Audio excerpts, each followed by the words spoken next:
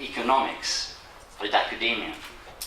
Politically, the globalization of capital detaches power from the nation state. So it isn't simply a matter of regaining state power. States themselves are locked in to global networks and interests, and consequently this nullifies the electoral system as a vehicle of change. This leads to extra electoral protest in terms of the rise of protest parties and organized Vistuplenje like the Occupy Now movement. Also is a consequence of the lack of democratic global institutions. Finally, I think there's a lack of sociological imagination. There's no counter-ideology being articulated. What I'm suggesting is that for core states, particularly those like Russia and China, there are alternatives which are not so clear for Western countries like the United Kingdom. This is because they're not locked into the global system. They're not part of the dominant military and political based core, and they have a very low transnationality index. They're economically advanced but hybrid economies and less globally integrated. So they don't form, for me, part of a semi-periphery. The idea of a semi-periphery is that these are countries which are in transit to something, either in transit to the core or to the periphery. In fact, they can form a semi-core, that is to say, they can develop a relative autonomy from the hegemonic core. So that Russia and China have the strength to reproduce themselves as economic formations, like the USSR was an economic formation which interacted with the hegemonic powers.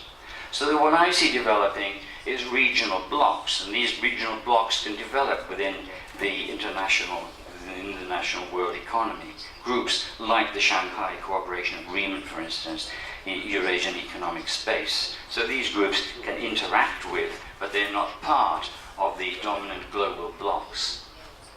So that the challenge of the alternative is to construct an economic and political paradigm. It's not really enough just to have practical policies. There's a need for a theoretical paradigm, the need for legitimation. So simply having a practical policy isn't enough, it needs a legitimation. And before alternative policies have any chance of being politically acceptable, an alternative political paradigm and economic paradigm has to be articulated. People have to be able to think in a different way, in different terms. They have to legitimate their policies with reference to some particular overarching ideology. So critical ideas have to exist in the public consciousness, and they have to be recognized as alternatives. And I'm suggesting two alternatives on a sort of theoretical level. Firstly, national organized capitalism and socialism. In common, these involve a shift away from the hegemony of monetary markets to state-led economy, and the alternatives involve a prioritization of economic development. So what is then a nationally organized capitalism? And this is what I base on the writings of people like Friedrich List and Sombart. Well, the state and nation are brought into unity under capitalism. So you move from a globalized, financialized capitalism to a national capitalism. And the features of this are market relations, private mixed ownership companies, producing for profit, concurrent with a regulative nation state. So production is for the market. It's not just for the market, but it is for exchange value.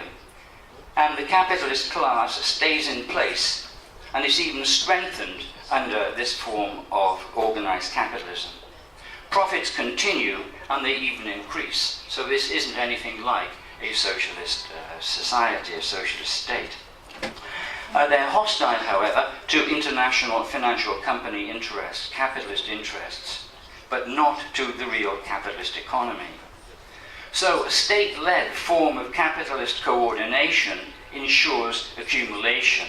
So it isn't just the market which ensures accumulation. It's the way in which accumulation takes place and the institutions that provide it. And the idea of a nationally organized capitalism is that the state is the major form of capitalist coordination. It's also based on indicative planning, that is to say, incentives for the private sector are determined by state priorities. So it works through a market system. The supports are the private sector. State-controlled financial institutions provide finance, and it prioritizes national champions. It protects home-based companies and regional markets. It can also lead to forms of social responsibility, the recognition of interest of stakeholders. Companies can be required to exercise greater social responsibility to employees, consumers, suppliers, localities, and shareholders. So in one word, one sentence, the market bird is fed in a capitalist cage. Now, what some of you have been waiting for would be the idea of market socialism. This is a market ideology. It prioritizes equality, full employment, social security of citizens. It needs a value change of a move to collectivism rather than individualism, economic coordination through planning rather than a market. So there's a combination of directive planning and indicative planning. And here, the market socialism is the market bird is trapped in an iron planning stage. Thank you. It's nearly 4 at the end. It wasn't quite the end, because the end was to tell you what I thought was going to come. But one more thing. Okay. National capitalism, the way in which I see it going forward, is that as far as Russia is concerned, it's more likely to move in the direction of national capitalism, because it's got the support of the economic and political elites. That is to say, it can come from the elite-led system, from the state and private corporations who gain. It's also got an ideology of nation, which has got a considerable affinity with the electorate. But the opposition to this would come from the globalized corporations of the West, which you can already see beginning.